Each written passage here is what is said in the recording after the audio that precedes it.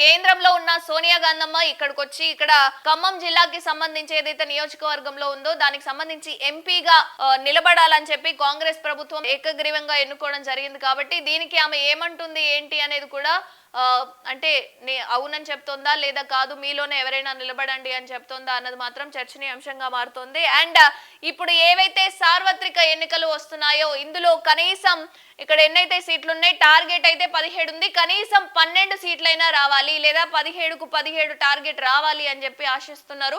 So దీనికి సంబంధించి ఏ రోజు ఎటువంటి ఏ నియోజకవర్గానికి సంబంధించి ఎక్కడెక్కడ పార్టీకి సంబంధించి ఏమేం తప్పు ఒప్పిదాలు ఉన్నాయి లేదా దేన్ని సరి చేసుకోవాలి, ఎవరెవరు ఎక్కువ ఓట్లు సంపాదించిన వాళ్ళు ఉన్నారు, వాళ్ళు ఇంకెక్కడికి వెళ్ళి ఎక్కడెక్కడ లోటుపాట్లు ఉన్నాయో దాన్ని ఎలా చూసుకోవాలి అని చెప్పి చర్చలు జరిగాయి. సో సంక్రాంతికి పోను మిగతా అన్ని తేదీలలో ఇక్కడ 11, 10, 12, 8, 9 తేదీల్లో కూడా సమీక్షలు నిర్వహించే ఛాన్సెస్ ఉన్నాయి.